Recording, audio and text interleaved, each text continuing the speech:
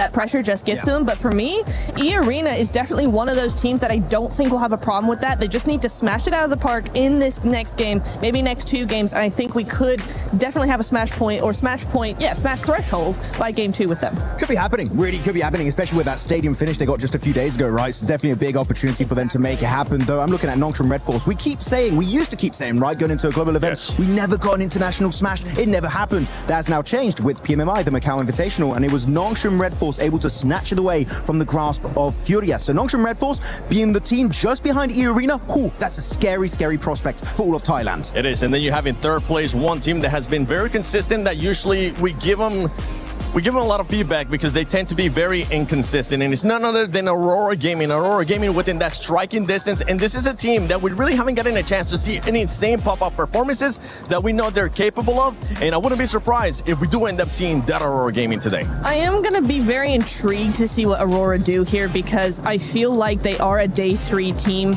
They do come out of the woodwork somehow. They are very, very quiet for the first 2 days, and then day 3, oh my goodness, completely different ballpark. So I think that could definitely be something that we're going to be seeing, specifically in the first rondo, because they have been known to put up massive elims in that first game. I just want to say, can we stop getting a global MVP and just actually win a tournament, Aurora? That would be really nice. True. On the second page, we did see for a little bit there, teams I would say below Qianbao really going to struggle to make it work out. But here you have it, the race to the smash zone for all of these teams. Of course, we know E-Arena need an extra 10 points, but everyone else is going to need 17 points for the likes of Nongshim Red Force. Aurora is going to need a total of, what is that? I mean, a little bit small, 18 points. So 1 and an 8. So really, on Rondo, those numbers are very easily achievable if you do end up getting that chicken dinner, and especially if you get a lot of eliminations straight away in that hot drop. And for the teams that are currently in 7th place, 4th prize, for the team that's currently in 8th place, Furia, you need to be able to put up those numbers if you want to be crowned a new champion. And that is our Sony story of the day. With some of their squads. I can't wait to see who's the one that's going to be taking it. By the way, 4th drives, they are 45 points away from it.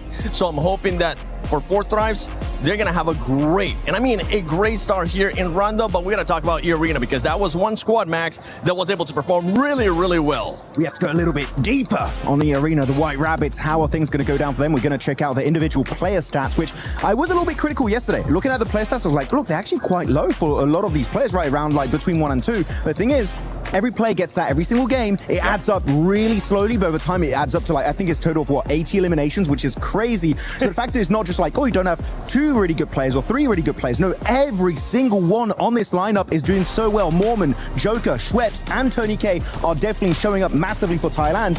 If they maintain these kind of results, Niptura, that Rondo in terms of eliminations is going to go fantastically well. It is. I mean, I was really impressed with Mormon. We saw some great stuff coming in from him yesterday. Day 1 was for sure the better day for them. They were able to just skyrocket up to that first place. Day 2 slipped down a little bit. They were not feeling as confident, not feeling as strong. But I tell you what, Mormon's still stepping up to the plate even in day 1. So I think also a lot of teams, like we were talking about Aurora, right? They are also a day 3 team. There's a lot of teams that do have that sort of up and down, just how it works out, right, in those finals. So for me, EA, day 2 not being so great, they have wins. They're top of the leaderboard. It's not the end of the world for me. I have one slight tip though for E-Arena. Tell them. When you take a fight, don't use 20 billion smokes to hide yourself. Just hold on to your utility. I'm telling you, they're quite useful in this event. You're not wrong. They've done it so many times, dude. Thanks, Max, It's a team. for bringing that. Yeah, it's like 11 smokes all over the place. They're just going... They're not going to be able to see us. But yeah, for E-Arena, there is that one. But we got to talk about Aurora, especially because of the consistency, especially because what we've been talking about as well. This is a team that has caliber players in that squad. And then we have S2G, which they have 3 chicken dinners in total here in the finals. It's really interesting because both of these teams play very similarly, actually, right? Both of them are quite compact, quite quiet until they're able to spread out a little bit more, able to take those fights, able to push other other teams away. They're very other team focused, right? But for me, okay, Aurora just has a little bit more of that expertise in this. They've been doing this for a lot longer, this kind of strategy. And so even though they don't have that win, they have a win, but they don't have the 3 that S2G have. Yep. I think there still could be something. S2G have 3 wins, but over the course of the last 2 days, they've been very hot and cold. They either are out in last or they win a massive game. So it's for me, I'm on the fence because I think Aurora has that better consistency, but S2G have proven to us more that they can win. And when it comes to that Smash rule, it's whoever wins. Yeah, I mean, you're going very gameplay specific here, which is great to hear about that. But I have 2 players that I'm looking at for both teams. HamCG maybe getting his 2nd international trophy, right? Yes. Won PMGC a few years ago back in Jakarta with actually S2G, right? He's still on that lineup. And then you have Top, that's gotten so many global MVPs in the past, same as Doc, right? I would love to see them get an MVP award. It would be cool.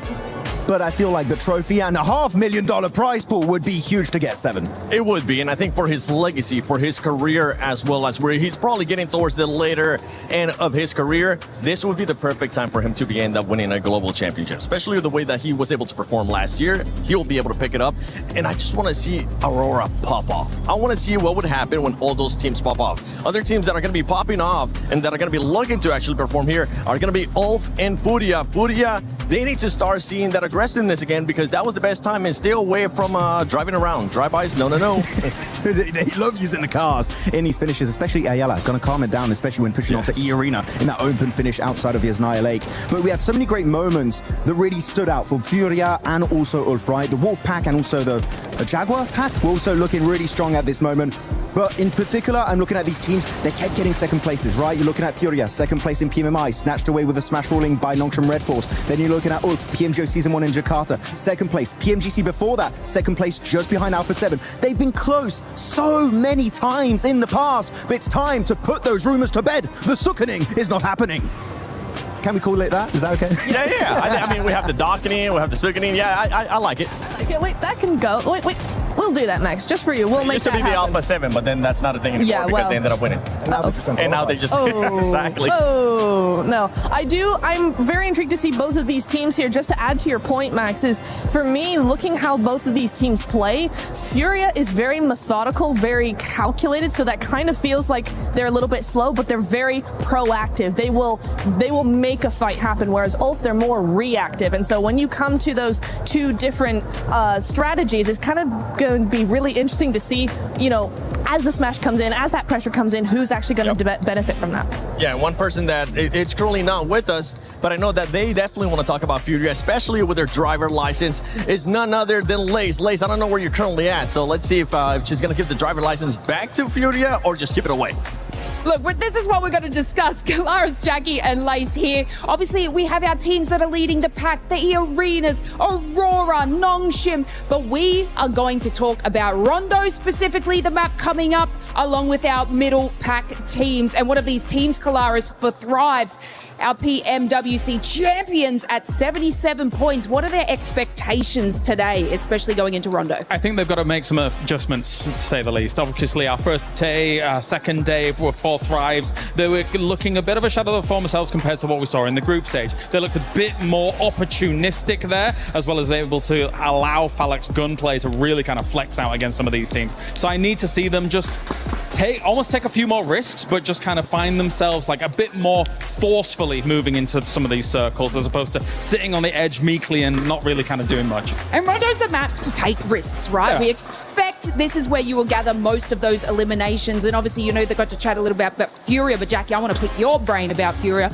because we all know how I feel in their drive-by special. But this is a team that sort of can maximize eliminations, and they are at 74 points. What do you think expectations lie on Furia coming into this? I think they know domestically how to approach Smash rules. They're going to be playing a little bit more aggressive here. They're going to basically come into this one with the mindset of we need big games, right? Not only do you need to go into it with the mindset of we need 11 to 14 elims in this game. That's the kind of safety net. Anything above that's a blessing, James. But you've got to target teams above you as well. Realistically, break their legs on the way if you have to stop them getting into a safe position in Smash. This is the crazy thing about those kind of mid-pack teams, is that I think they're going to need a little bit of divine intervention from elsewhere to be able to catch up, and then they probably need themselves 2 wins along the way, whilst also figuring out the fact that somebody could quite easily finish it before those 2 wins even come their way as well. So there is some of that does come in. For Furia, they've been on the absolute the other end of this, losing out PMMI to Nongshim Red Force that were able to smash despite Furia having more points than them at the end. So for Furia, they don't want that to be occurring again. They don't. I like the way that you said that. Let's just hope the top teams kind of fall out, giving these middle pack teams an absolute opportunity and chance to do so. But of course,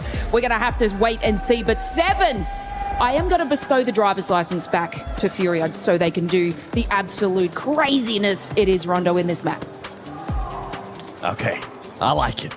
I like it. Let's see what kind of craziness we're going to be getting here in Rondo coming up. But I know with everything going on here at EWC 26, there's a lot of movement happening within the club championship. So, Glitter, what's currently going on with the club championship? To get through, so let's dive into it. We have had so much going on here in our championship weekend, and right now 2 grand finals have officially completed. Yesterday over in chess, it was Magnus Carlsen who was able to take home the title when he faced off against Dennis Lazovic. That of course means that Liquid got the 1,000 points when it comes to the club championship, and AGAL were managing to get that 750 points that were already accounted for last time we spoke. But that wasn't the only grand finals that happened. We then moved on over to the Lenovo Legion Gauntlet, where we had Rainbow Six Siege finishing their grand finals as well. That was a massive face-off between 2 Brazilian orgs in Furia and FaZe, and at the end of the day, it was FaZe who was able to take home the win despite all of the support from the Furia fans in the crowd. Both of those squads are also in the club championship as well, so some points on the board for them. But now we're focusing on what we've got going on here today, because we have 2 more grand finals that will be ending today. One of them will be in Rocket League. Now, they still have to determine which teams will make their way through to their grand finals, as they'll be starting off with their semifinals matches here today. And these are going to be some big ones when it comes to the club championship side of things, because on the top side of the bracket, we have KC versus Falcons, and we know how everyone is keeping their eyes on Falcons to see what they're able to do with the points. Then on the bottom side of the bracket, we have SSG and NIP. So it's going to be an action-packed day from Rocket League as well. But Seven, I'm going to send it back on over to you so we can get into what we have going on in PUBG Mobile today. Shout out to the amazing Glitter Explosion, getting all those updates, running around to every single stage, and just keeping us updated with what's going on within that club championship ranking. But right now, I want to get some predictions out of you guys, because we've been getting the predictions out of the viewers. Max, which is the team that's going to be eliminated first in Rondo? Oh, I thought we wanted like a pick of who's going to win. Eliminated first, Aurora. It seems like something they would do. That's crazy. That's wild. No. For you, I'm going to switch it up. Oh. Hold on a second. Slow down. All right. Which team is going to be winning Rondo? Which team is going to be winning Rondo? 4 Thrives. Yes! Do it. It ain't happening. Sorry, guys. Dang. Don't listen to him. No. Hold on. That might be a good thing, because they might be able to just reverse that curse. And it could be a blessing here for 4 Thrives. But ladies and gentlemen, we've been talking enough. We've been waiting for this moment to start. And I think it's time we get started with PMWC at EWC 26, the final day.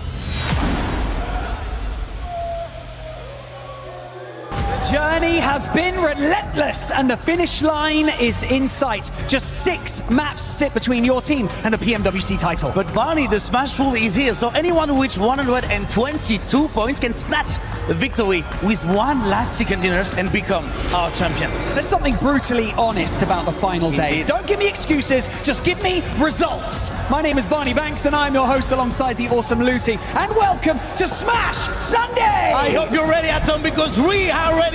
So it's time to welcome one last time our finalists on stage, starting with Al Hula Club Esports!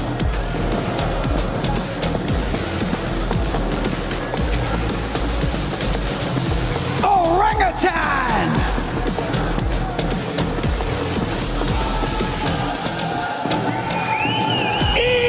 Esports!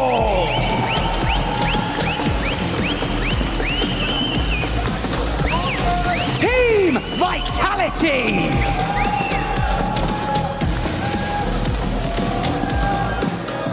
Godlike Esports!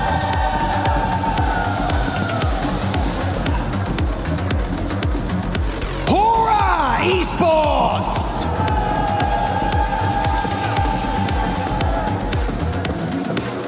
Team Flash!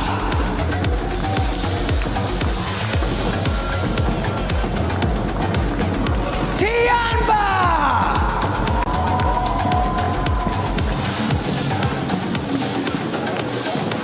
Furia!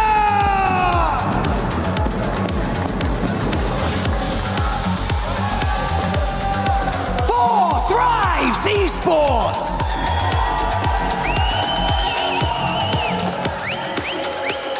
Wolf Esports!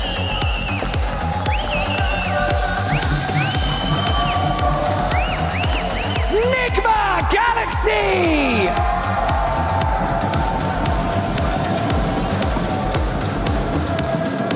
S2G Esports!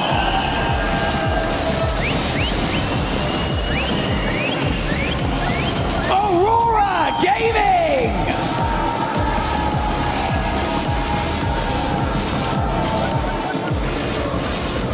Nongshim Red Force!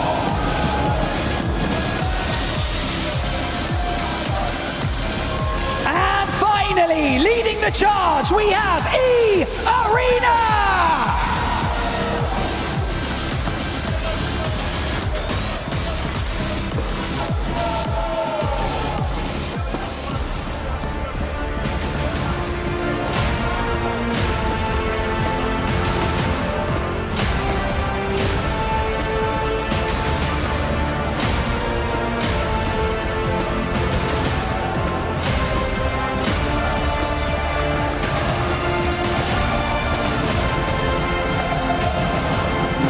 Every single one of these teams has proven that they belong on the Gadia City grid. Today, they fight to be the last team standing. Only one key will remain intact. After Alpha 7 and Yangon Galacticos, the throne sits empty, and Paris demands a champions. The dawn of the final is here. This is PMWC 2026 at EWC.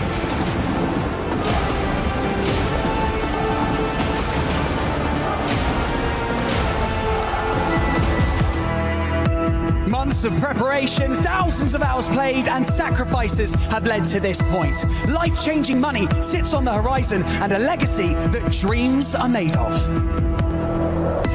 We saw it in the group stage, we saw it in the survival stage. These teams are here for a reason, and every single one of them can actually clutch it all and become our PMWC champion. Rondos we've had at this event have been ludicrous. There's been so many huge games. E-Arena, one team that's already shown we can break records here live at EWC. So yeah, I think it's going to be a spicy start on Rondos. That's how they finish it! Thailand makes a stand here at EWC. An incredible 39-pointer! E-Arena barely made it here into the finals, and now they're looking on top of the leaderboards. If they could just continue to be a little bit consistent, we should be able to see them win the whole thing. It's just Raouf, and that is it. E-Arena get the first chicken dinner here today. พวกเรารู้ดีครับว่ามีอะไรเป็นเดิมพัน pressure तो है हम इसके लिए तैयार भी हैं और बाकी हम यहाँ पे compete करने आए हुए हैं My opinion on Four Thrives is that they're actually a very talented team. I think they've got a lot of firepower. They're proving that in a LAN environment like this internationally, they can show up and be a dark horse to contend. They've got championship mentality, and I think we're going to see that today. Oh, it gets the secure. Four Thrives finally shut down the arena. The team that surprised me the most got to be Nigma Galaxy. I mean, they were getting hot dropped by Ida almost the whole tournament, and they're at the top of leaderboards. They can actually win this whole thing. Down to the last man in Joel. They need to isolate the peak as he hits Lord Heavy, but he's gone. That is insane. I've got to eat my words on that one as well. I mean, for Nigma Galaxy, what a good game. The team that I think is actually going to win the event might be a bit of a dark horse right now, but I think they've been looking consistent and can actually get in there to take it. And my pick would be Nonshin Red Force. They've had great communication, great structural plays in how they're advancing into the zone, but the firepowers all come alive just when it needed to, and that aggression could win it for them. So Easy wants to live up to his name as the punishing play arrives, and it's Nonshin Red Force with the chicken dinner. 저희를 교전으로 상대했을 때 긴장하셔야 될 겁니다.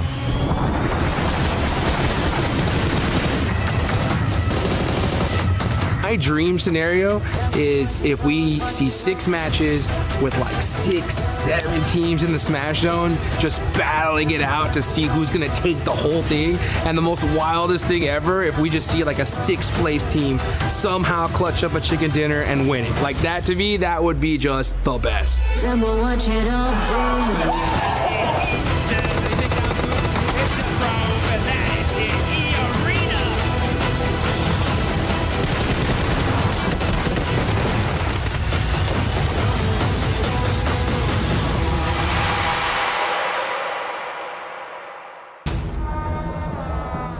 The stage is set. Our team's in position. And like Lutty said on the stage, the dawn of the final day has finally arrived, Blank, and everyone is sat in anticipation here live in Paris, France for a new champion to be crowned, the new 4 kings of PUBG Mobile. And there could be quite a few contenders for that throne right now. A lot of princes down by the stage looking to dethrone. We got Nonshin Red Force looking very good from yesterday. E-Arena were able to snatch out that first place spot right at the end there with a lovely second place coming through for the team. But it all comes down to this. 6 more remaining matches, but potentially less. With that Smash ruling in place now, there is that possibility to end the tournament early. Second match minimum, as we do need to get towards that Smash point during that first game here. Very possible to do here on Rondo. We've got the fans in the crowd all supporting their teams, family, friends here in Paris. And with that said, Paris, it's all on you. Let your voices echo throughout the history books. Light this all up. Let's give these teams some energy. Let me hear you roar!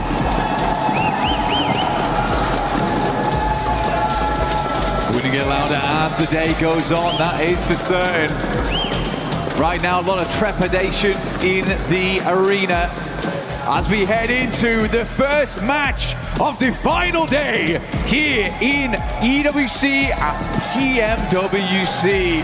From Judena City up to Nanshuan, we're getting it kicked off here for PUBG Mobile. A lot of money on the line right now. Only a few teams can hit it, 4 teams past the triple digits. It is really not that far away to hit the Smash point, which is currently set at 122. A lot riding on this one. We were talking about those middle of the pack teams, opportunities for you to leapfrog up the standings. Rondo is the dream battleground for it, a hell of a starting point, Blank. But it can't just be an acceptable game. It's got to be huge eliminations. We're talking within the region of 11 to 14 plus. Really make the most of this one. Aim for that chicken dinner. And if possible, take down the teams that are ahead of you along the way. That's going to be a salient talking point longer the day goes on as well. If they're in the smash zone, you've got to stop them. Risk it all or have your dreams snatched away. Nongshim Red Force, E-Arena, both dropping out in the same position. We do have big old hot drop over towards Neox. Every team understanding need to pick up those points right now. Ida already starting alongside with Aura. It's going back and forth, but S2G also finding some points here. A couple knocks coming their way. But 2 eliminations so far and only lost down. This is a good result thus far for S2G. The 2 Turkish squads going head to head here. Catch, trying to catch back up close and personal. Ooh, Kamikaze with a quick drop down. Subverts expectations on the pull. Love the movement, ready for the pre-fire as well. Oh, he's feeling himself in the finals today, Blank. Ooh, just absolutely flubbed it around that corner there. Didn't really have much of a challenge. The faux pas coming through from Ketch. Kamikaze, though, looking on fire as per usual. Picture in picture, we got Aurora coming against Godlike. Aurora not that far behind either to hit that smash ruling. Eren down, and Kamikaze keeps lighting up this stage.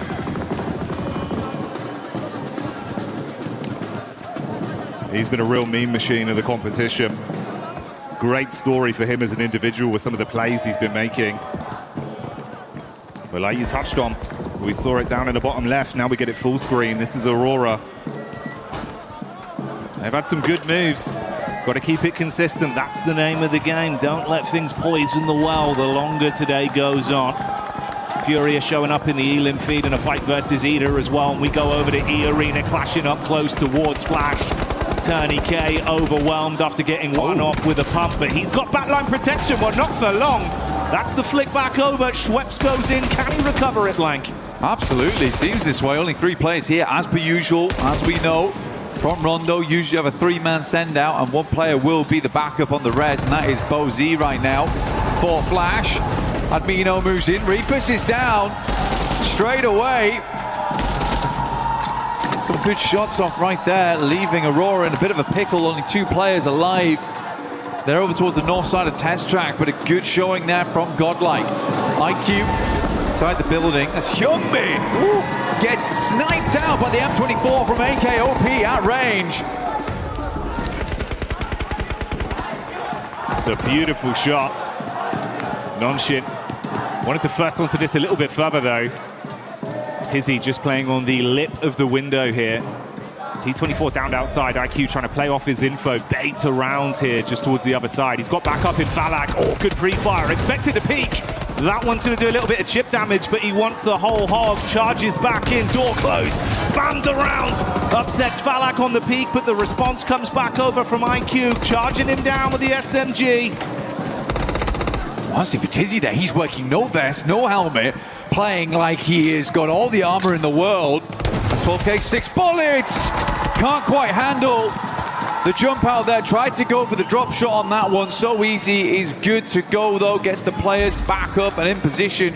But this is all the way over towards right on the north side of the map. So a bit of a journey to go. OG also popping off over towards the likes of Alula.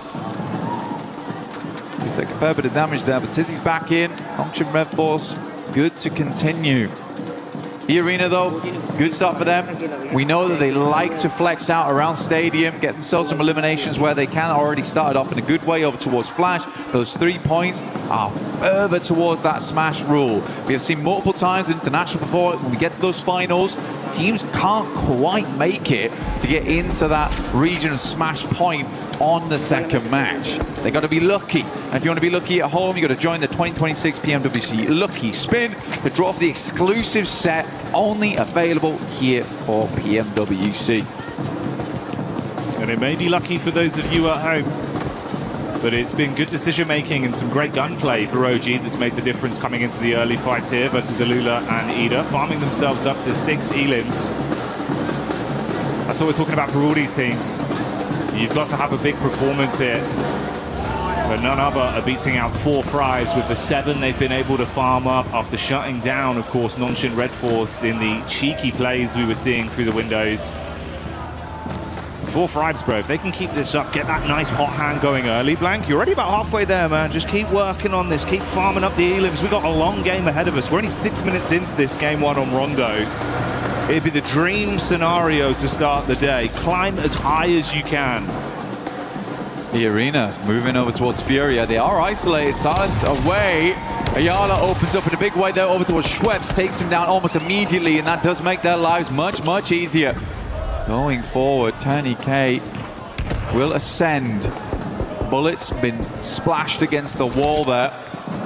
As Ayala ascends down, pin pulled. Ayala's going to make it confusing, make it difficult. Pin's put back in again.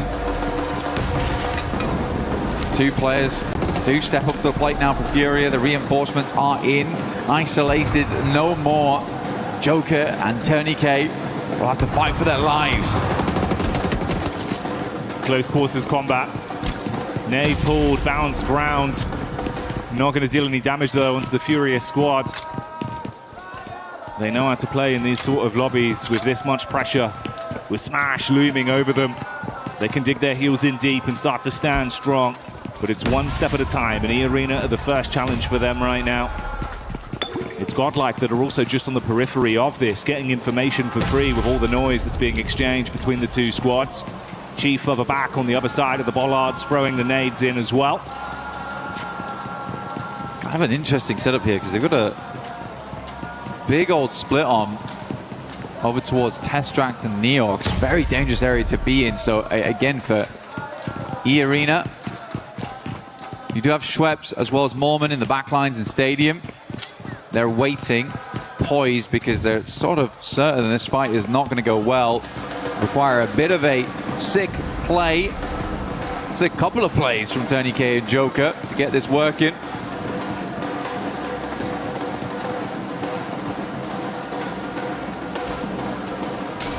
TourneyK, he's just been arming that nade, waiting for an opportunity to get the most out of it. Yeah, quick head count on the util. He's only got 2 nades and the 1 Molotov in the back pocket. Furia starting to clear out the building. They want to go floor by floor, but they run into Joker. Good first hit. They respond back in kind. A 1-for-1 trade. And TourneyK with a nade. That's one of the 2 thrown out. It was a good primer, but no direct connection. He's going to be baited down as well. Could be stung from the back here. Oh, the bounce is big. Turn around as well. So close, Black, but couldn't hit it. So close. You can feel in that moment there was almost a clutch potential. Luckily for E-Arena, they can move back over towards Stadium, move back into the circle, but what a long journey it's going to be to get over towards Lo Hua Sing on the eastern side. Fourth Rise, though, you're right, man. What they've been doing so far is good. Kalash was talking about it earlier, wants them to be a bit more aggressive on those entries. Lurking around the outside edges a little bit too much when they have the gumption, they have the capability to play those central positions. But for E-Arena, I think they were just gambling with the points there. If they get the full 4-man flush, then massive addition to their points tally. Still, getting those 10 points isn't always easy. Doesn't always come on that first game. Nongshim coming in from that north side. S2G do have a player down in the dirt. Looking to get him res back up again, but Nongshim with a pretty decent injection on that northern side. Gives him a lot of maneuverability. A lot of capability to actually gatekeep on the northern edge if they so wish. Maintain control of some of that higher ground, some of those roads that teams will want to cross back into.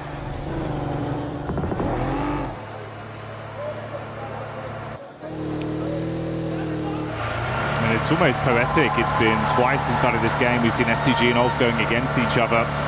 Ulf coming into it to start the day here. They were in 8th place. I believe 61 eliminations over the course of the finals. Up to that point, they were in a pretty good form when it came to fighting. They've just got to maintain that pressure.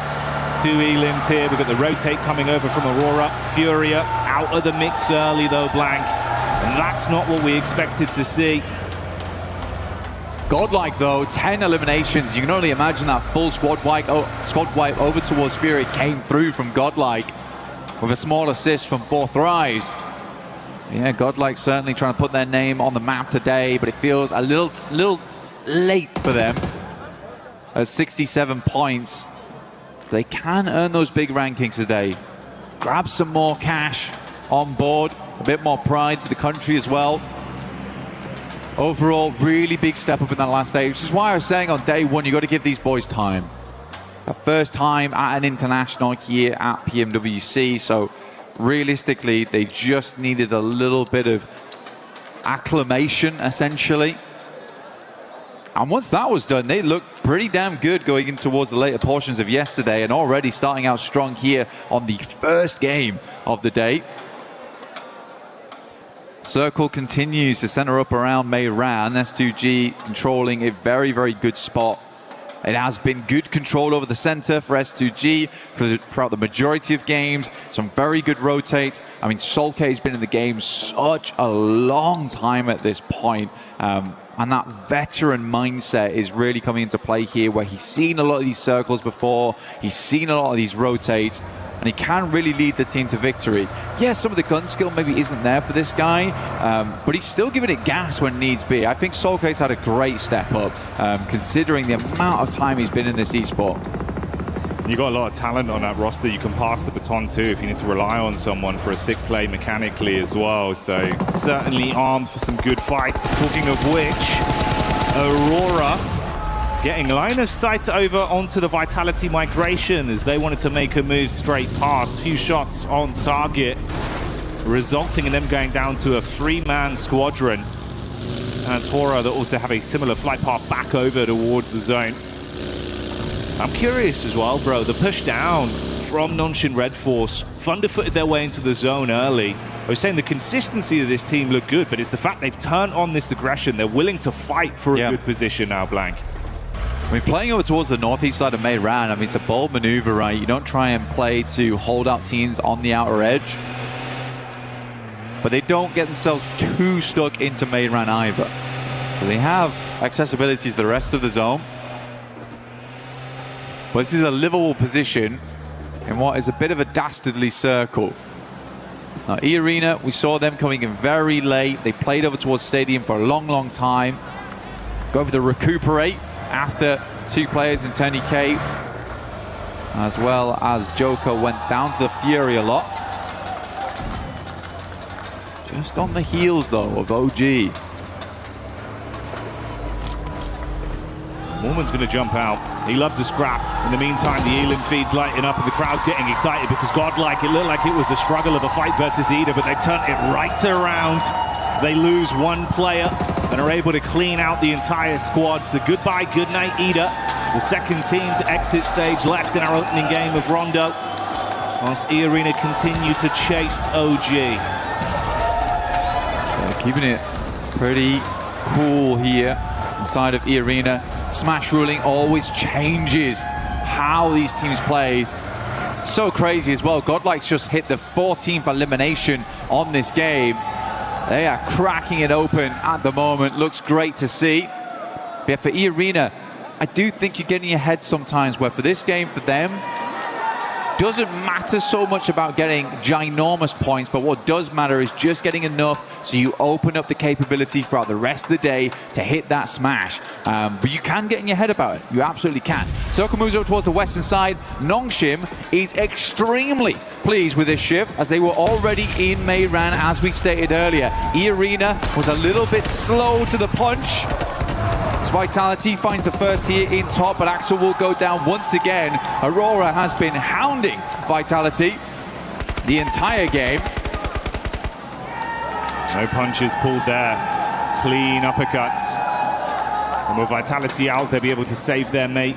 Get Top back on his feet, recover from this. They saw the rotation from Hora, hard committing to get past them, now trying to get into the zone themselves. Meanwhile, Nongshim Red Force actually getting vision of their entry point, and they've instantly dispatched 2 of the players. They're pincered as well, Velula on the other side. So this is a ton of info for Nongshim and some extra points. Look at this shot from Doc. Really, really good stuff. Double spray down on the roll-up is crazy, even before they get anywhere close to the compound itself. And not a single dash of damage sent back his way.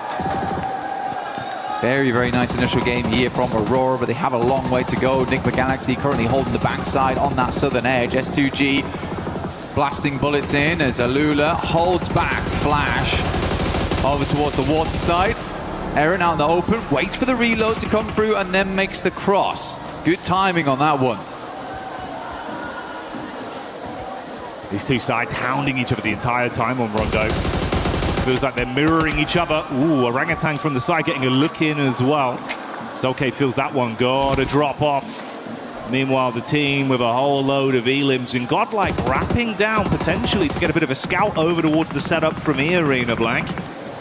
E-Arena would be really bad to go out right now. And I can actually tell that E-Arena is playing fairly passive because they didn't take the opportunity, despite being ahead of OG, to hit Mayran hard. OG's actually been able to take up that position.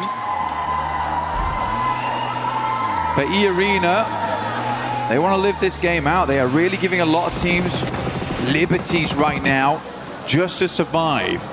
One knock goes back over towards Godlike's way. They will reassess, but it's not carnage just yet. No, it's not, but it is a little bit of a crowbar that's been dashed at them, slowing them down on their potential aggressive play. That was from 4Fribes as well, by the way. And yeah, we're hyping up the Godlike maneuvers, but they're currently sat on 11 elims themselves. And if they can vie for control of a decent position off the back of this skirmish inside, hey, maybe 4Fribes are coming alive early. What's great for 4Fribes, right? In PMGO Season 1, they were sort of the back seat because they came in with Smash Point very early on the first day. And I think that pressure got to them a little bit. It went all the way to match 6. They weren't able to put a lot of points, but they managed to make it through. The Arena, though, sending over. Joker does need to reinforce those backlines. Good shots from Schweppes, but immediately it's taken down by Huzaifa at distance. Manya up to the rock, but realizes he's got to push back off this one. Tony K, full broadside here. Manya should be able to pick up this flush. Good nade again, though. Now just S-Power. A lot to do, but this is the man to do it. He's the clutch factor. Ooh, saved by the bell on the nade. So low. Able to keep his head above water for a few more seconds. Good bounce back. Squad Oh my God. bounces over, shuts down S-Power. Salme out. Adamino, the only one left now. That deployable cover barely keeping him alive. 3 players up still for E-Arena, looking to get further into this game. Admino might be able to go for the res if he goes for it now. I think they're going to sweep round in the vehicle, try and figure out what's going on back there. S-Power still down, knocked. Schweppes moves up, goes for the drive-by, has the information, and that is Godlike out. So a good refresh on the gear, at least for E-Arena. Some more nades available, more ammo. They could swing back down towards that compound on the south side they held earlier on, because this is a hard south shift away from Mayran. E-Arena getting thrown a bone here, but still they have 3 players. They are not at full force. Let's see how they play this out. In the midst of this, that elongated battle that's gone on the home. A bone here, but still they have 3 players. They are not at full force. Let's see, they have to get out, but they're just about in the zone. Same can't be said for Ulf there, but Alula's going to continue to put the hurt on. Enigma Galaxy wanted to move around on that eastern side, see what they could pick up, but all those points have been dashed away. Still a 5-pointer on the game with the 3 players Enigma Galaxy hold. They're on the other side to E-Arena. I like this, though, actually. They've got Joker as well as Schweppes playing the northwest edge whilst Mormon holds down the compound. They're looking for exit frags here, Jackie. You see the conversations there between S2G. It's an intense day. Got to clear the bag instantly off the back of a game 1 like that. Mormon did set himself up just as you suspected early, and then have played a little bit more of a scouting play to keep themselves at least aware of what's occurring up between the setup of 4Fribes and OG. There's been a lot of noise, a lot of free info from that. Don't mind this too much. Just trying to create a little bit of a dip to play around as players will attempt to leave from Mayran. That's OG on the north side. Likely first to leave. It's a gamble play, but they know they're close now. They know they're close. As soon as they start getting into those placement points, they get a couple more eliminations. They're set. Their goal in this game was far easier than most. Not looking for that chicken dinner. Man, back up into Mayran. Goodness me, we went back down south, back up north, and now Schweppes has got to go pick up Mormon. Plays up by the roadside. Not definite this ends in the urban area. Enigma Galaxy might want to make a send soon. OG loses one on a knock. Not flush though. Fourth Rise looking fantastic right now this game. 11 eliminations, holding a strong 2-2 split inside of Mayran, controlling both the run out from OG and scouting towards Nongshim. With Nigma turning their attention onto Flash, you can see Sweps had already identified their setup far over. He was waiting for an opportunity to actually shoot some bullets their way. That was the call for it. No raw connection from this. He'll spot Satan on the rotate with the vehicle as well. Still debating if he can actually get some pot shots here, trusting in his source from distance. And this is also amongst the Lula that are pushing up onto 4-5s. They knew they were fighting OG. They took a few pot shots, but now Quick's trying to take at least a little bit more aggressive space off them. Nigma Galaxy in a struggle position, and E-Arena can play this very slow here. They don't have to peek too much. Ralph already down there. Should go down to the play zone. Nigma Galaxy is going to try and go for that southern push on this one. Like you said, Schweppes identified their position very early. The shots are coming through. They don't want these points to be stolen from the players inside of Mayran. Schweppes opens up, but looks like those points might be going another way. Nongshim getting some great damage, just playing into that engagement between Alula as well as Flash there. Gonna be long grenades on this one though, Jackie. Decent shark. That one might be good. Bounces into the back. It's chip damage, but no conversion. Ooh, bursting just in front of Satan. They've got one smoke to try and pop. Hey, this is dastardly. You are trapped in a hellish position whilst the other squads are scrapping through each other, so the lobby's starting to thin here. It's tempting for E-Arenas just to push this. Getting in towards 6th place, right? You're very close to that point with 2 eliminations. You could just sack your game here to go for it. Joker's going to try and get a different angle on this one, move up over towards Mormon, put some more emphasis over towards Mayran. If we go a little bit further south here, the game actually does open up for E-Arena mainly. Fourth Rise also have a good capability of leaving from this area. Wonder how many vehicles they've still got left with the tires in play. Yasser will take down Bozy, and that's the end of Flash. I mean, Nongshim Red Force has been consistently peppering that engagement, but it is Alula who's got away with the majority of the points on that one with 11.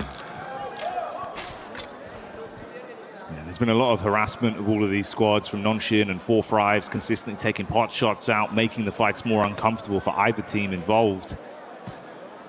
For E-Arena, if Nongshim actually keep this up in terms of a safe placement in the zone, some big plays, you might need to shut them down. Going to pull slightly away from their setup, though, centering up around the 4-5s crew of E-Arena, knowing they can advance a little bit on this. Yeah, it's a big opportunity now for 4-5s going forward. Get a chicken dinner here. You set yourselves up to get potentially into Smash ruling by match 2, by the end of match 2. Very cool to see both E-Arena and Nongshim Red Force. None of it was small talk at the start of the day. They were certainly looking to make it very, very difficult for any other team immediately going into match 2. Putting the worry on, requiring teams to keep tabs on them, potentially even hunt them down to keep their tournament alive. Because as soon as they smash, the game's finished. There's no longer any more opportunity to rectify those mistakes from previous days. You will just be locked in where you currently stand. Which is why it's such great news that 4-5s are having such a big pop-off here on game 1. They're bringing the heat, showing that they're handy with the steel. And for Alula, try as they might to absorb points from this lobby, they're so far down that it's been uncomfortable. What happened there? I mean, it was danger close, mate. He got one knock onto OG, but it took down a member amongst the commotion for 4-5s. T24 netting out for Falak, like you say, a bit of an accidental play there, but not the one you want to see. You always praise Falak's gunplay. Basically a legend in close quarters, so to lose him in an urban finish, disastrous result here. Hyunbin, though, will find R3B to send a nade over the top immediately to confirm. Is that in the window? I was going to say, that is a long lob on that one. By this time, it's a bit more difficult to hit that one. But OG lose WizGod. He's getting picked up though, off in the distance as OG moves in, but it's Joke from the sidelines actually finding Aru. They're consistently harassing from this outside edge. Played that compound down towards the south side, and then just playing off this ridge side around the road, but ooh, it is time to leave now. Gonna have to force the issue, jump back behind the driving wheel and get into the zone. For OG, it's so uncomfortable because you are just being completely cut off from all angles. The back line's covered by E-Arena, nades from the front in from 4-5s. They cannot peek in any regard. He's going in crazy. Okay, into the building. 4-5's ready for it. Zypher strikes first. Sweep, sweeps under the rug. Goodbye, good night. T24 with the nade from the top. He sees Joker, but it's Lord that steals it from Enigma Galaxy. Nade over onto WizGod in the meantime, as well as Yasha falls to Hyunbin. It's all turning into carnage. More man. Last left alive here. I think it's one more placing they need on this one, Jackie, as well. One more elimination would also do the trick. They want to get themselves up towards 5th place, but it would be so awful to go into match 2 1 point away from Smash ruling. Does not have a position to play though. Everyone's completely looking his way. Might have been better to hedge his bets down towards Enigma Galaxy and just try and take a one-on-one trade. Just wonder if they actually know how many points they've currently garnered on this game and how close it gets them. You'd expect them to, right? And honestly, for 4-5s, this probably works out in a way with that charge in. Oh, no. Oh, mate, the nade on Mormon. Okay, goodbye, you. Oh, they're on it. They're on it. So it was. 6th place is fine. We're good. Whew. They're safe for now. That's what they needed. And with Schweppes charging into that compound, he gave them some extra ammunition. They were having to make concessions, Blank. You can see about 80 rounds of 5.56 left for them. So they've been able to restock up. Nonshin, though, still making plays, and they got loads of ammo to spray with. Shots down on target from XCY. Hits onto another man. OG, you have just been trapped, taking punch after punch for so long. They're punch drunk in the back line. And for Nonshin Red Force is where all the storylines converge. Chicken dinner would be ideal, but a few more eliminations and a 2nd place would get them in towards that position. A pitched battle between Nongshim Red Force as well as E-Arena going straight into match 2. Good nade over the top from AKOP, opens up the door here for them to move in. Zypher leaning onto this one. AKOP's down, leaving just WizGod. Goodness.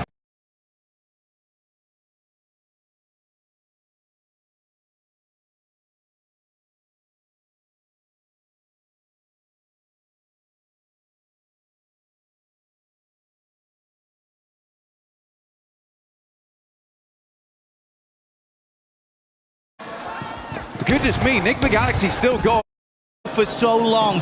The duo of 4-5s versus the full force of Nonshin. They charge up onto the compound.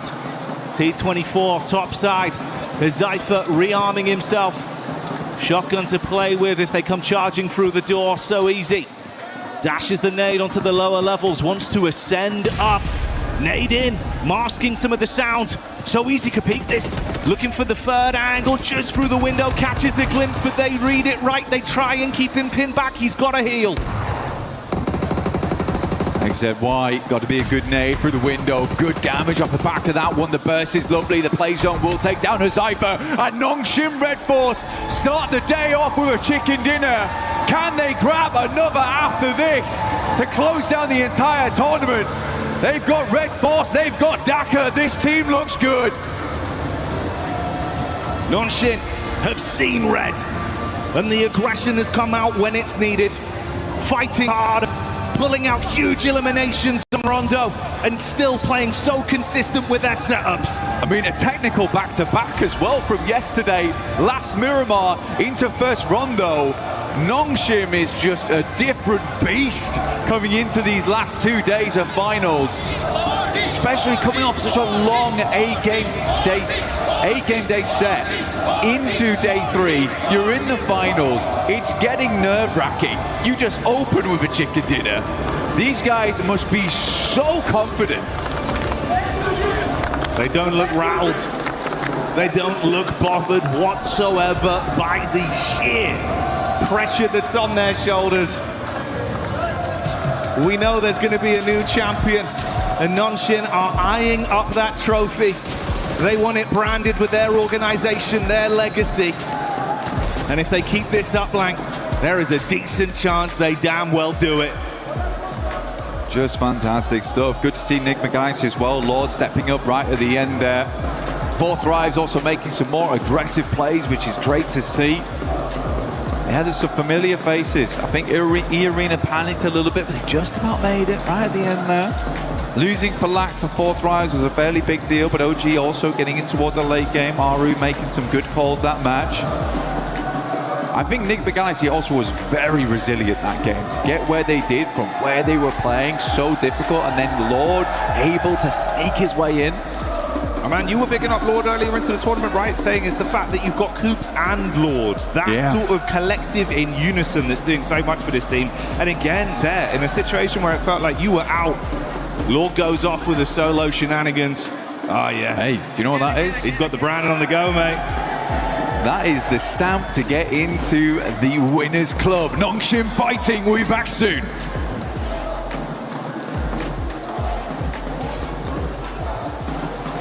Hi everyone, I'm Rick, producer of PUBG Mobile. For the past 8 years, PUBG Mobile has continued to grow together with players around the world.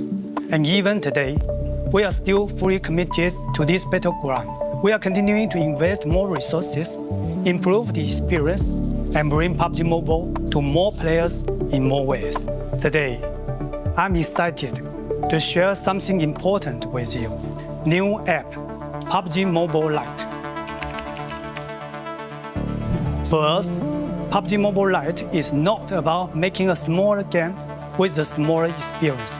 It's about maintaining the high-quality PUBG Mobile standard while giving players a lighter and more accessible way to play. We know that different players have different needs. Some players want the full PUBG Mobile experience with the richest content, all sorts of highest quality gameplays, and everything the game has to offer. For those players, PUBG Mobile will continue to be the best choice. But some players want to jump into battle faster, save more stories, and reduce the burden on their devices. That is why we are creating PUBG Mobile Lite. PUBG Mobile Lite is a lighter version of PUBG Mobile, built for players who want a faster and more flexible way to enter the battleground. The initial download is only around 1 GB on Android and under 2 GB on iOS. There is no extra mandatory package before your first match. Once the download is complete, you can load in and get straight into the battleground. We also made PUBG Mobile Lite more flexible.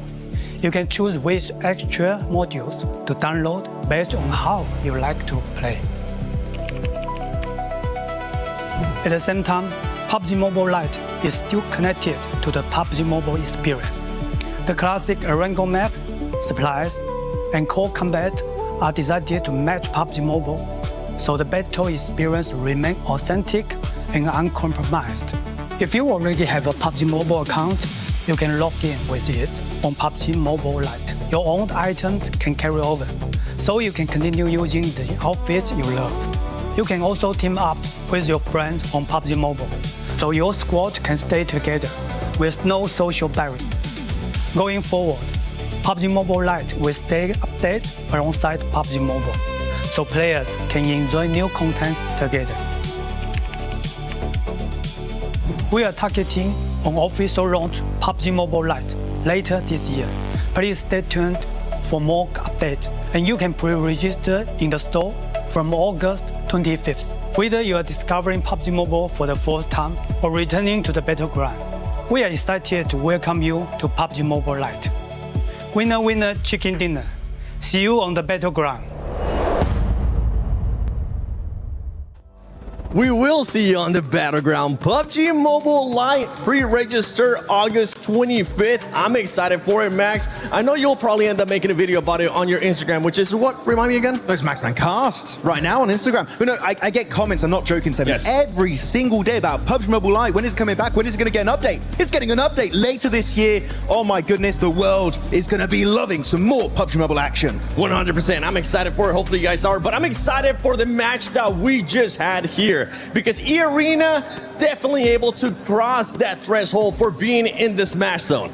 I mean, they truly analyzed the situation. They had every opportunity to get rid of NGX from that, I guess, southern side of zone. But no, they kind of already knew that they did enough to hit the threshold. And I mean, it was kind of all to Mormon's sort of intel on OG and 4 Thrives. They had quite a bit of line of sight on them, their position in zone, but incredibly calculated from them. But of course, we gotta talk about the tippity top 4 Thrives right now. We do gotta talk about 4 Thrives because we were expecting aggressiveness out of this team, and boy did we get it. Boy did we get it. 4 Thrives coming in hot today. This is exactly what I wanted to see from them. Did they slow down just slightly when I would have liked them to be a little bit more aggressive onto OG, onto some of those other teams, you know, as the zone started closing up around them?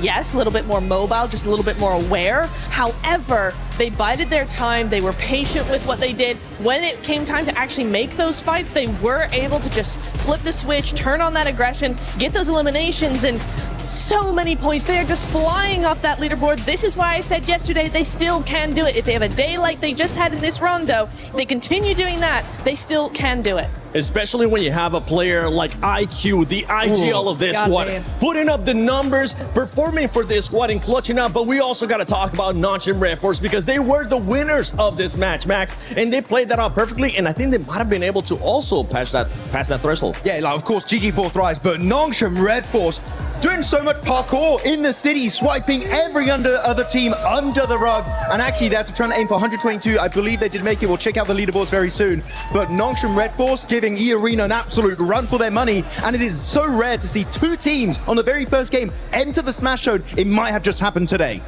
It might happen today, and something that might happen today is that we might see teams that might not be challenging for that first place putting up great performances, and we saw that exactly out of Godlike. This squad came to play. This squad has absolutely nothing to lose, Slays, because they were going after elimination. Actually, before we even talk about Godlike, I want to see what the overall is looking like, where the teams are currently standing, how far away some of the other teams are from there.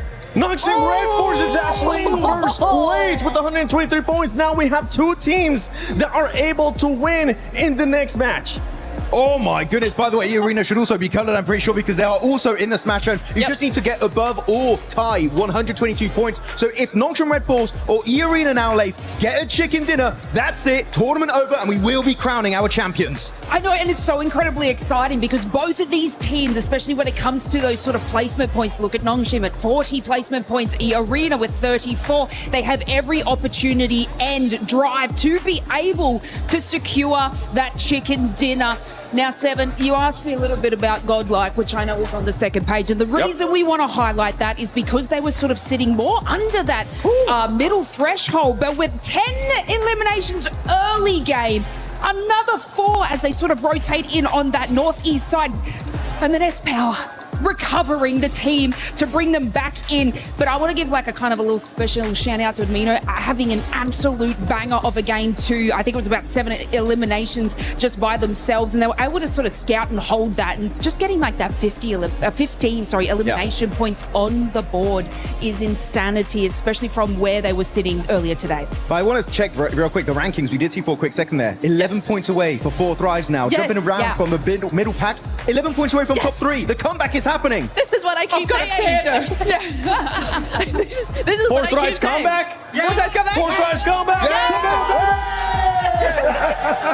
Because this team, I actually got a chance to talk with for life. If you want to check that out, go to my Instagram at the 7WG. But we're now seeing the race to Smash. There you go. You see 4 Thrives, 23 points away, which this is a perfect start for that team, getting more than 15 eliminations, getting in the top 2, and now they are just 23 points away. And if we know anything for this squad, with the way that they're playing, with what we have seen out of them in PMGO Season 1 this year, they could make it in the next match, as long as one of the 2 teams at the top don't end up winning it. Well, exactly, yeah. So this is the case, this is the scenario where, you know, neither of those teams, Nongshim or E-Arena, they don't win next match. We do go into Game 3. If 4 Thrives are allowed another good win, I say allowed because we don't want any hot dropping going on. They might get targeted, you never know. However, if they're allowed one more game, if we do go into Game 3, 4 Thrives need another top 5. They need another several points, 8, 9 eliminations. There we go. Yeah. Another few of those, and they are in Smash ruling. They are a contender, and they could just do a back-to-back global win. And I think we did end up getting today, Maxman. I think we might have gotten a Maxman grenade on that day. Oh, really? Did we now? It's time for your favorite segment of the day. It's Maxman's grenade of today. Let's check it out. Which player's going to be here? It's going to be in the city. This 4 Thrives. It's Falak over there looking for a KOP. He gets it done right away. The man is an absolute menace, but he's too much of a menace because T24 had to take him down. Oh! Give him a boom boom back to the lobby. It's Max grenade of the day.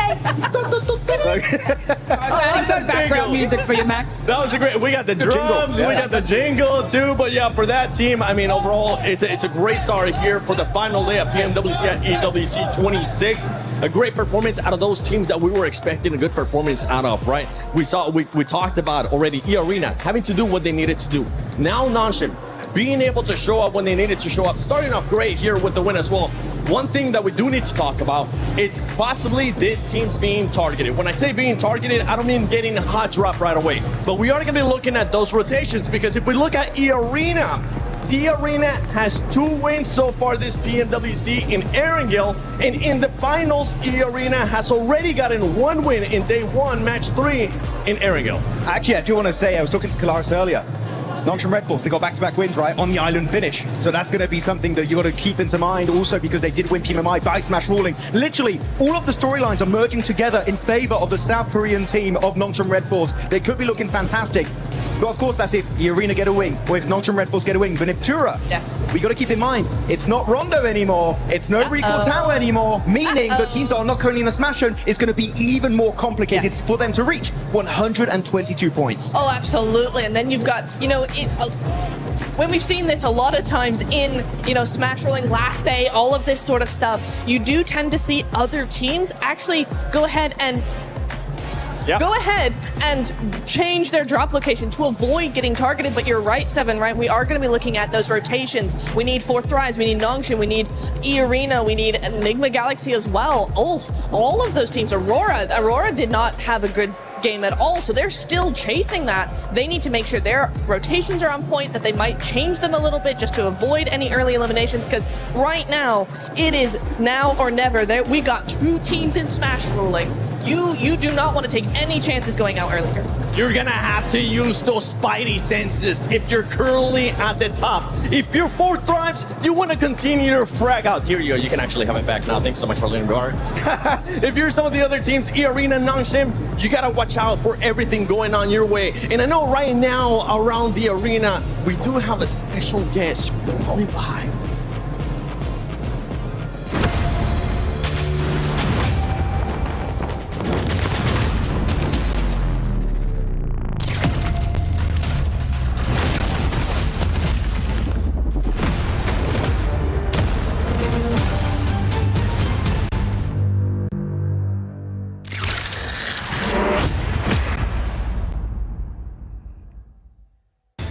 Spider-Man is officially back in PUBG Mobile. Some of you may remember the collaboration in 2022, and this time he's returning to Erangel.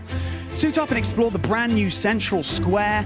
You can move across rooftops, run across ceilings, and hunt down enemy squads. But it wouldn't be Spider-Man without the powers. So, you can grab Peter Parker's gloves and you can web swing your way around the city, or you can even use your webs in combat to slow down or trap your opponents. And of course, there's so much to discover beyond the fights.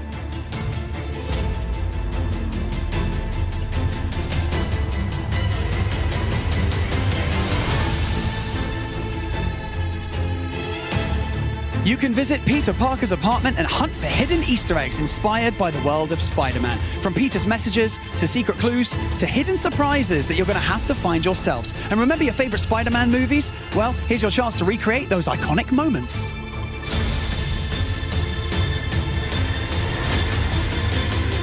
Maybe you pull off a perfect rescue, maybe you escape a fight by swinging away at the last second, or maybe you and your squad just stop everything to take the perfect Spider-Man shot.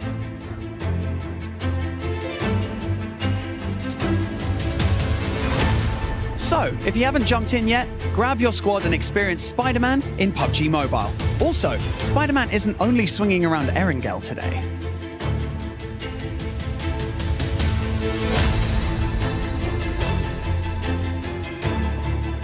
We have got Spider-Man on stage right here with us right now, and he didn't come empty-handed. He's going to be handing out PUBG Mobile merch in and amongst the arena, so make some noise for Spider-Man!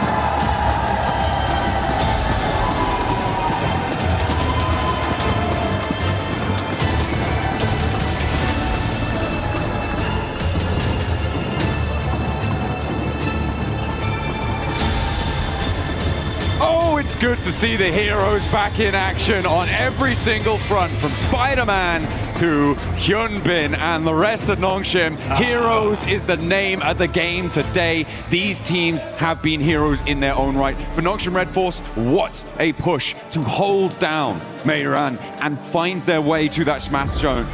E-Arena held their nerve. They played that west side well, and they just got across that line. It was surgical precision on that 122. Surgical is the perfect word, because Rondo did not disappoint. Yeah, we got Spider-Man here to save the day, but we got two massive threats in the lobby now. We've got E-Arena and Nongshim Red Force that can end the tournament right here, right now, with one single chicken dinner. That's all it's going to take. We saw Nongshim just do it. Can they pull it out the bag again? But it's not just those two teams. As the desk, as Blank and Jackie were saying before as well, there are other teams waiting in the wings, now staged with the points that they earned from that previous game, from that Rondo, to jump into the smash zone. There are probably at least 6 teams that can do it this match and join them. So if we don't get one of those smash chicken dinners, it is going to get hotter and hotter as the day goes on, because I don't think we're only going to see 2 teams breaking that barrier today. Yeah, I'm glad we were able to get on the cast here for it to at least cast one game, right? Absolutely. This is absolutely insane here. My hopes and dreams are coming true. Could we see 6-7 teams in the smash zone with one single squad that could win it? That would be insane. At the same time though, right?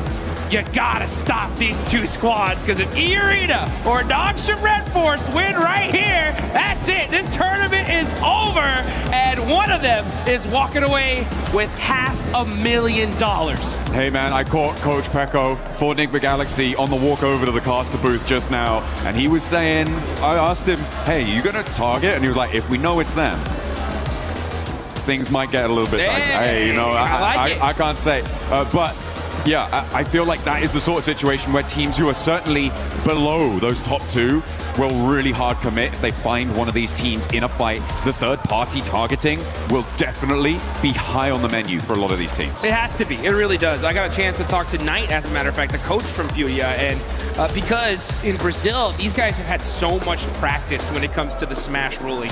Furia themselves have smashed in multiple of their regional tournaments. So I was talking to them, I was like, hey, exactly the same question, right? If you see a couple teams in the Smash zone, will you guys go out of your way to take them out? And they said, well, at a certain point we have to. You know what I'm saying? We know what's at stake. If we have to risk a bad game to ensure that we can continue in this tournament to possibly come back, we're gonna do it, right? So even if it's a crash and we lose the fight, we're taking a couple of those players with us. So the whole lobby, honestly, really needs to have that kind of same mentality, because if you want to be able to move up the leaderboards, there are massive jumps in prize pools as we go from 3rd, 4th, 5th place. So you want to be able to stay in this tournament as long as possible, and this one's going to be a fun one. We got a nice Eastern Circle. I don't know about nice. It's certainly an Eastern Circle, though. It's going to push all the way out towards Milta, east of it, and Milta Power. Lepovka's in there as well. A lot of water here, Jukes. So that is going to be tricky to navigate. Nick Galaxy will not be getting hot drop currently, but Ulf might try and step in. Ida clashing with Tianba over on the western side. A very, very close drop. And of course, we got our big threat of the lobby on a bike. Finally finding a vehicle here. And they're going to go ahead and be looting all this north side of Georgeville Hospital area.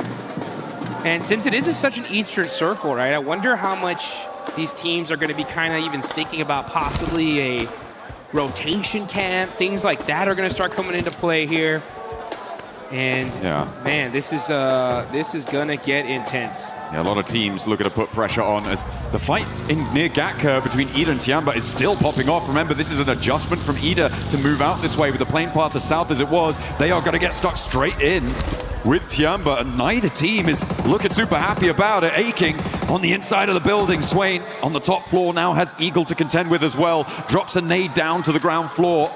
He tries to fend off the remaining two players. QZZ unlikely to get picked back up here. Does bleed out in the end. And a step forwards. Swain rebuffs. One more barrel, but it's not enough to blast it back. Tianba survived, but with only two players. And Horror can just move in and maybe just sweep this one through. A very strange hot drop coming through over on Gatka. Terrible. I mean, honestly, Ida's disrupted this lobby so much, and Tianba are devastated. Now down to just two single players. Aching jumps out, just desperate, trying to do something for his squad, and Eagle is just standing still, just saying, like, not like this. Not like this. Horror have been a little bit quieter during the course of these finals. Not the fans, that is, the players. The fans have been plenty loud, and we've loved it, but they haven't quite had the performance that we were maybe expecting from them coming into the games in these finals. It's not quite good. It's not going to be enough. I don't see them catching up when we've already got two teams in that smash zone. It is a bit unfortunate. It is not great, but they can look pretty good in game. We know that.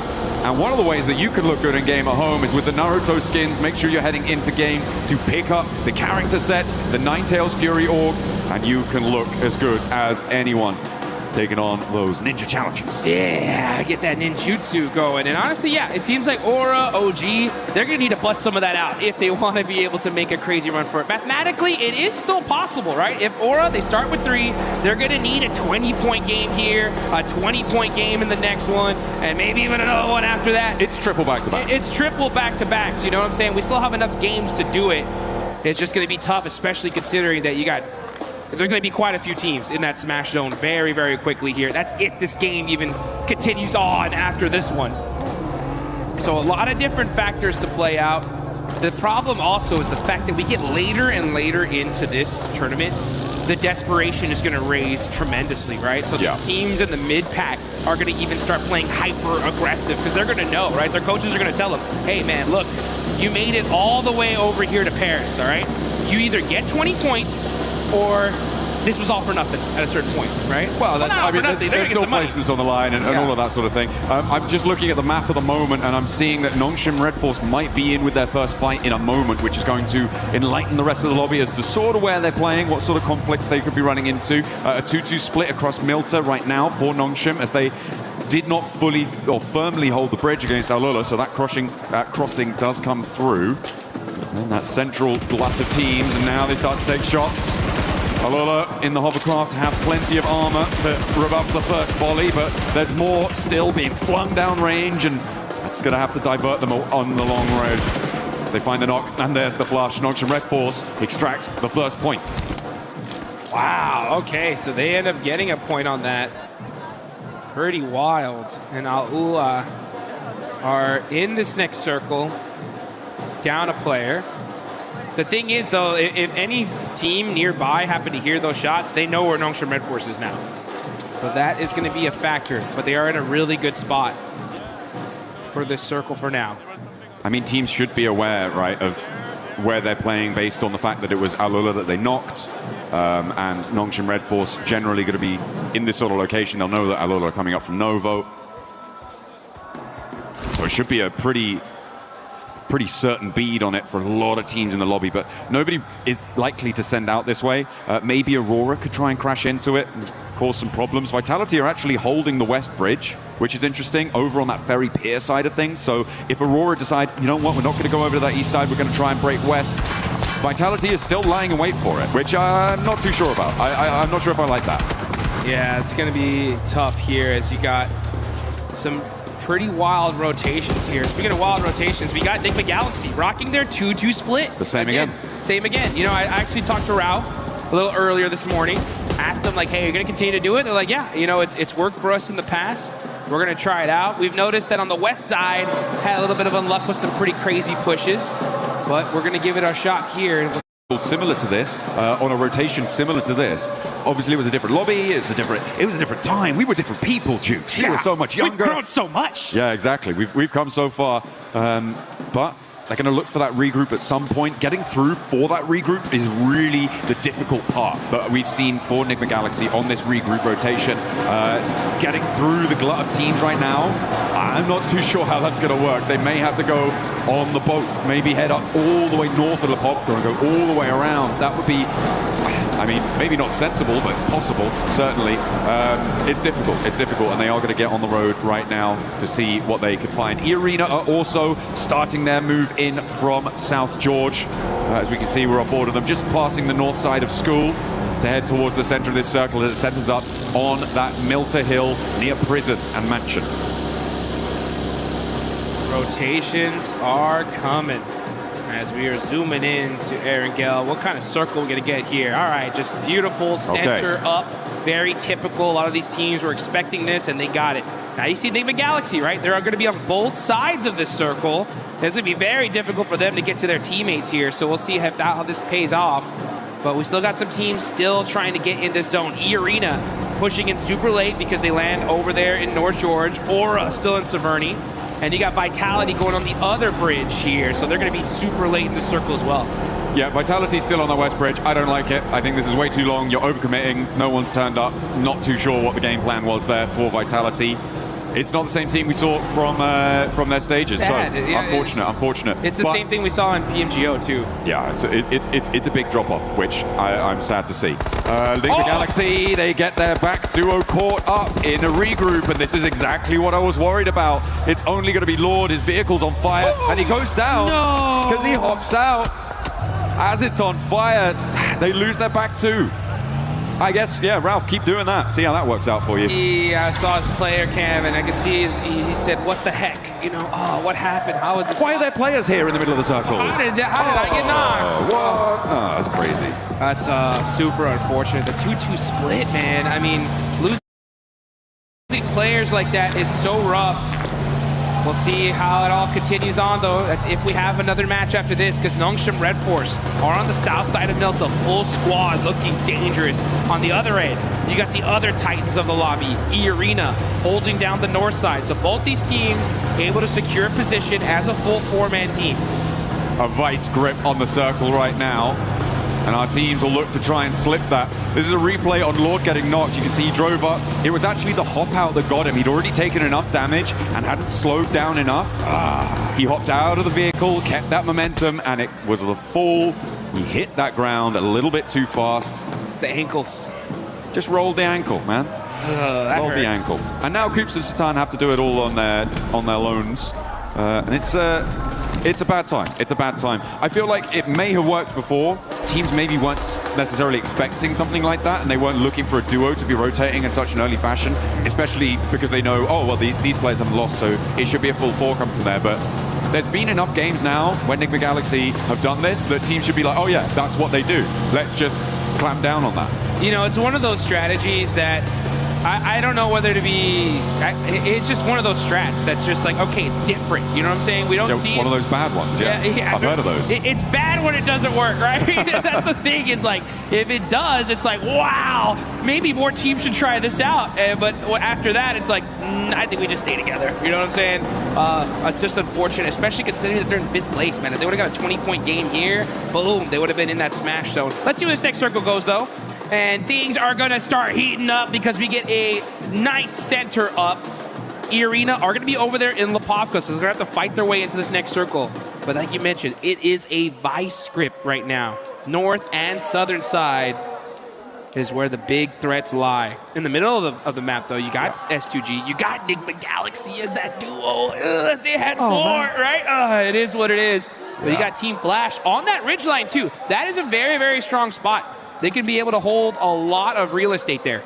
That's true over on the east side, but I feel like they do need to move into the west edge of it a little bit further, which is exactly what Bo has decided to do there. They have to transition forward. The 3-building compound that sits sort of in front of them is viable, but it can be very difficult to hold against teams up on the north, especially if you get crashed. Multiple angles can crash onto it as well, so a little bit tenuous when you have to leave that ridgeline for Team Flash. For Nongshim, they're going to play nice and isolated on the southeast side. Remember, it's not big point-scoring games that are necessary. That's not what's going to be weighing on the mind of Nongshim, of E-Arena. It is just that chicken dinner. Be the last player standing. That's the only thing that should be running through their mind right now to try and secure that tournament title, the global stage glory. That's interesting. That's an interesting thought.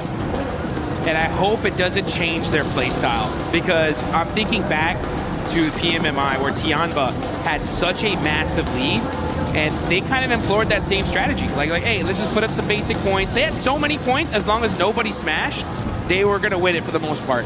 But they changed play styles, and they paid the price for it big time, going from what we thought was going to be an automatic first to like 3rd place. So yeah, we'll see how Nongshim, who definitely learned from that, if they're going to replicate it or play the game that got them here in the first place.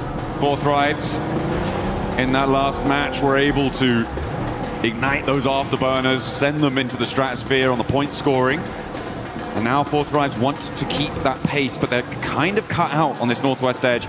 They are boxed in by that prison cliff area on the east side of them. They're going to have to pick a direction and commit. Towards Vitality may be a good idea to start, but you've got Godlike behind that, and maybe Ulf on the top, on the lip of those prison cliffs could be a target as well. But either way, it feels like a third-party target. I can't lie, I'm so hyped for Godlike right now. After seeing that Rondo match, they put up so many points. If they would have won that fight with E-Arena, they would have, who knows where they'd be on the leaderboards here. But they put themselves in a good position. They're still in 10th place, 72 points. They're going to go for the back-to-back chicken dinner. They realize that, like, hey, we got to get it done here. If they do, it would be the comeback of a lifetime. You know that their fans are excited. They're hyped up. Oh, yeah. Waiting for this next zone. And it's going to go on over to the northeast side. And which team gets blessed here, John? Team Flash, right? E-Arena on the north side, on that road down from Lipovka. It helps them out. I wouldn't say blessed, though. I feel like they are still in a little bit of a dangerous position, especially with Horror descending on them. Look at that eastern sweep. That could be dangerous. That could be trouble. As Coops takes a knock in the meantime as well on the south side, bleeding out another player. Not good news. But Horror, look at a crash maybe towards E-Arena. I do think it is Team Flash that has been the most blessed by this zone, though. On that northeast side, it's exactly what you highlighted, right? That ridge line, the buildings in front of it, really, really good. But only if it goes out their way. Well, guess what? Here we are. And now S2G try and push in. They're being denied access.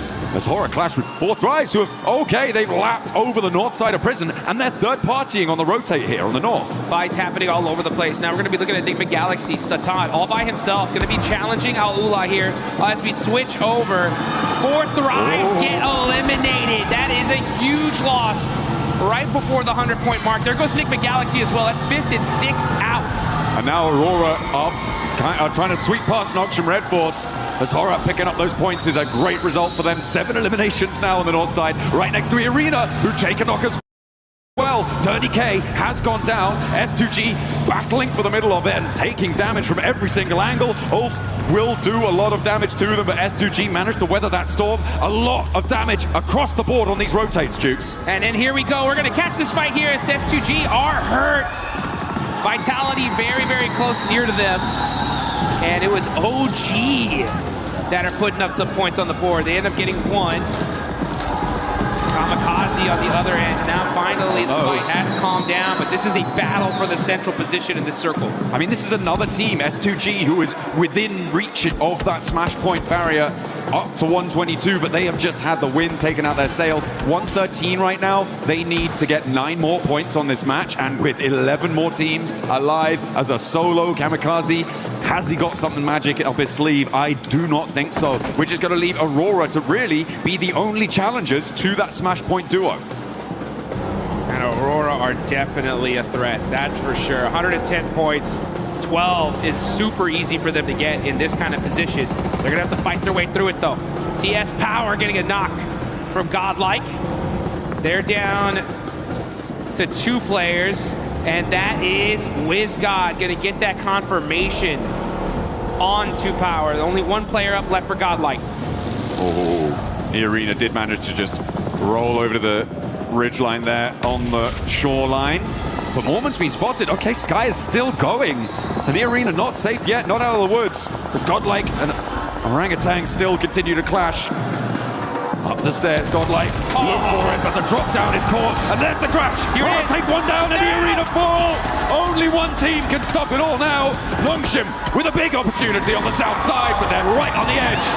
The whole lobby breathing a sigh of relief now that at least one of the Titans is gone. It's still up to Nongshim Red Force though. They're on the south side, playing carefully, waiting in the shadows to strike. It's only a matter of time here. They're saying, yeah, you guys fight it out. But you better watch out. Ooh, a big south shift, and Alola are looking tasty for Nongshim. Look, they're already in those vehicles. XZY wanting to keep Overwatch on the angle as well. Maybe take some shots out that way. How fast are Nongshim going to be able to mount up? Because Flash have already regrouped to the triple stack buildings on the north side of this next part of the circle. The west edge with Furia and Orangutan also needs to conclude and try and find a way down the hill. The Deadwood is so hard to navigate, though. There are these really tricky defilades, and there are players lying in wait. Speaking of lying in wait, yeah, you can see Nongshim Red Force.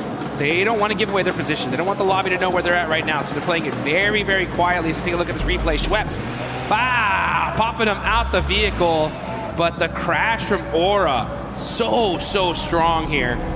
And they shut down E-Arena. Huge fight for the whole lobby. Absolutely. Arena remain on 122 as well.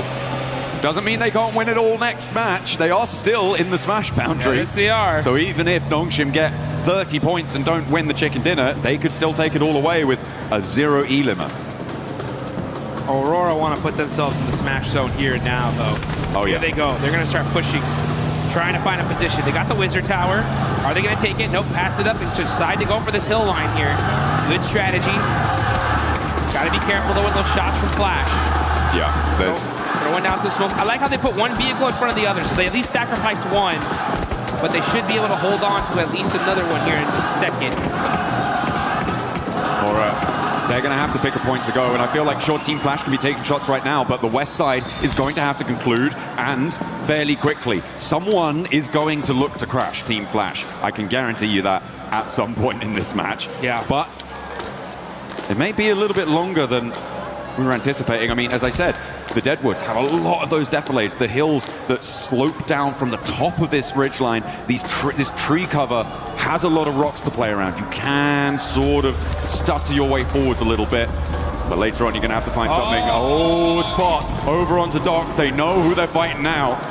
Well, they will once that thirst happens. There it is. And there it is. So now they know 100%. Nongshim Red Force is right here. Aurora are going to put every single amount of their resources to make sure they can stop them. It may well be worth it with all the teams around them going down fairly quickly. Just sitting here waiting for Nongshim to roll out, stepping through, sacrificing shots to Team Flash. They may look to try and just block the road, shut the door in the face of a Smash victory here in match number 2 today, match 14 on the series. To be fair, this is going to be a very tough win for Nongshim to get. They're in a really, really tough spot here. They are on the edge of the circle. That broken wall is covering them for now, but this next zone is going to make things interesting. But here we go with a huge battle. It's Furia versus OG. Furia in 8th place right here. They need the win. Oh, that nade looks good. That should get a confirmation. It doesn't, some way, somehow. Bad nade there, but all of a sudden, they are able to get some knocks. Silence is going to go into the building, eating some blue zone. Furia are getting peppered. Little by little, he gets away with just 1 HP. Oh, WizGod steps out. He's looking for more. He's got the shotgun shells under the car. The blue zone's ticking, but it's not going to matter. WizGod strikes back against Furia, but now Horror here, and he's got a sliver of HP to play around with. They'll know he's here, and Fear rolls over the top of the hill. Didn't see him. What? He didn't see him. He should hear that. Hello. No! With his back to it. Will take the shots, but not find the knock. And he will be put down. In the meantime, the roller from Nongshim. And they're off. Here they go. Nongshim Red Force on the rotation, trying to find a spot in this zone. Tires get popped. Team Flash knocked out Tizzy. It's up to the 2 players from Nongshim to end this tournament. XZY trying to regroup now on the back. The reloads are coming through and he may be able to sneak his way into the dip. And Aurora now have Nongshim set before them. A gauntlet to run through and then one that they will charge in headlong. Nades first. Zul, Reefus, and Top wants this retribution. Draw this game to a close without a smash point victory. Aurora throwing an absolute bombardment onto Nongshim Red Force. They know they're the threat. They're going to use every single piece of utility they have to finish this team off once and for all. Not able to find those other confirmations. Vehicles are getting moved out the way, though. That's the coverage that Nongshim Red Force desperately need. Looks like they're playing a little game of ping pong with that car. Ooh, but Aurora starting to suffer as well. They have to move forwards, and now they're in the firing line of Team Flash. It may well be enough to stop Nongshim from winning the game, though, and that seems to be what they were trying to bid for. All the while, by the way, Kamikaze is still alive, so can't discount him just yet for getting the points that he may need. It would be a very long road, though. Hyunbin and So Easy now find the final blow, struck to the heart of Aurora, who draw their game out on 113. No! They will fall too. No smash. Not here, not now. We're gonna see a game 3, folks. Get excited, get hyped, because now's the chance for a lot of these teams to start pushing their way up the leaderboards. How far can you go here, though? I mean, for Team Flash, this is a golden opportunity to jump up placement points, to jump up and get a little bit more cash under the belt, be a higher ranking finisher. They have all 4 of their players alive. They're looking pretty chill. As I said before, S2G do have the slimmest of opportunities. For me, it's Kamikaze needing to grab some third-party points off a fight that Team Flash has. Yeah, he's just trying to sneak it enough points to sneak his team into that smash zone. Any point matters, though. I really got to give some major love, though, to Aura. Look at them.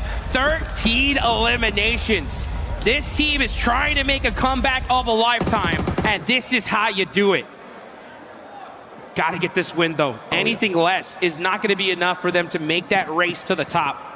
I mean, even when you do get it, it's still a long, long road for them to try and find. For Kamikaze, he needs to profit 6 more points on this match. Those can come from either increasing placements or getting eliminations to join that smash point bubble. But this next circle comes in, it's not going to have him in it. It does push Flash into into a few of their locations, but it looks like they've spotted him. Kamikaze is there, they roll up, he's put down, and no longer do we have that storyline. The battle at the bottom of the tables rings true for the final 4 here. This is huge. Everyone's trying to move up their placement here. Like, again, this is a massive prize pool. Every single placement up is big money in the bank. Aura, though, this is the game of a lifetime for them. This is one of those opportunities that gets your squad excited, gets them pumped up to finally start putting everything on the line. You can see Team Flash, though, they're in the mix here. Aura trying to push from the edge of the circle. They're going to start throwing all their util onto Vitality. That's the threat. If they can hold that rock and secure that position, this could be a solid chicken dinner for them. Absolutely. A big chance. The nades keep on going forwards. 13 eliminations on side, and they want to add 2 more to all India test series अपनी performance को analyse करने के लिए and chapter wise handwritten note सिर्फ 3000 से है शुरुआत। तो अगर डॉक्टर बनना मर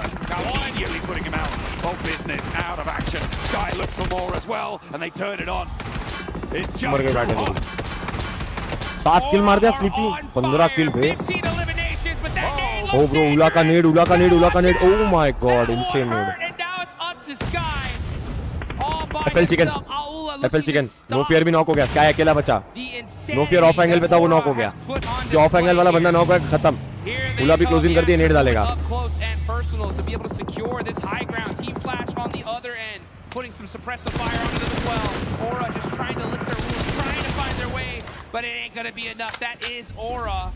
down to one single player. 3v1v4. I like Team Flash's proactivity here. They didn't waste time. They didn't hide in the buildings. They stretched their legs and moved out towards this north side to get control. 3v4v1.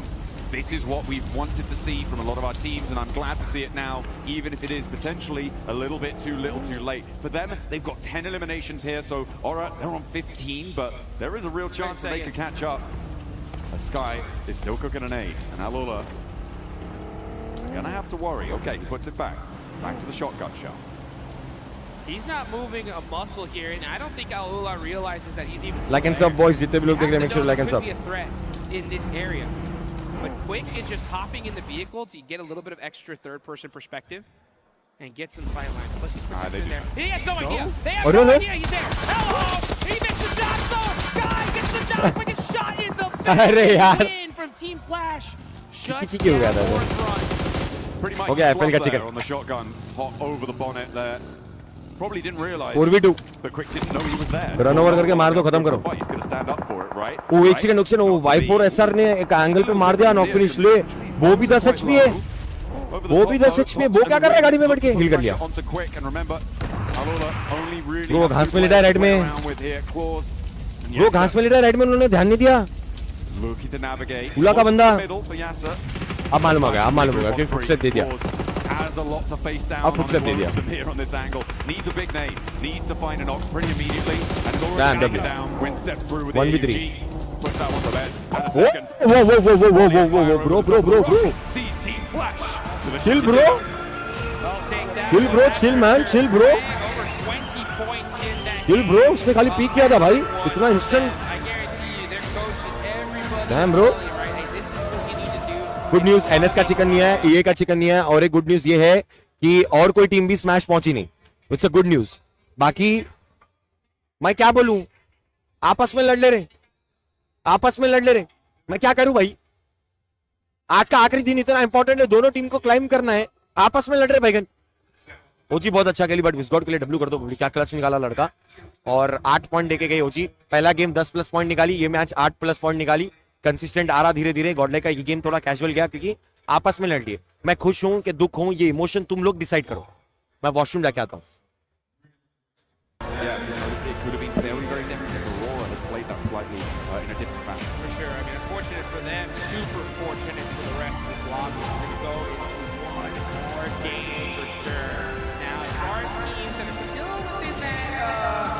Smash point threshold, I believe it's still going to be the duo, right? It's going to be the two teams. But another opportunity in this next game, right? For more squads to be able to push their way on up. As we're going to take a look at the replay here. Team Flash, great job of being able to finish this game strong. Win especially, just boom. Putting the nail in the coffin. That's how you do it. I just didn't want to mess about, you know. He knew. Let's get the next game. Come on. Let's go next. Keep the pace. Because they do want to keep up that pressure. If you're on a run, now is the time to hold on to that momentum. There is no more runway that you need to cover to take off on this. It is just today. There is nothing that you want to leave out on Erangel and let it go to Miramar, because you may not reach it. No one might. Just look at these players' faces. Straight intensity. These guys are locked in right now. They know exactly what they need to do in order to make this happen. And it's going to be on the back of a ton of eliminations and securing those wins, all while stopping E-Arena and Nongshim Red Force, who had a great pincer on the end of that circle there. But, you know, I think teams now especially have understood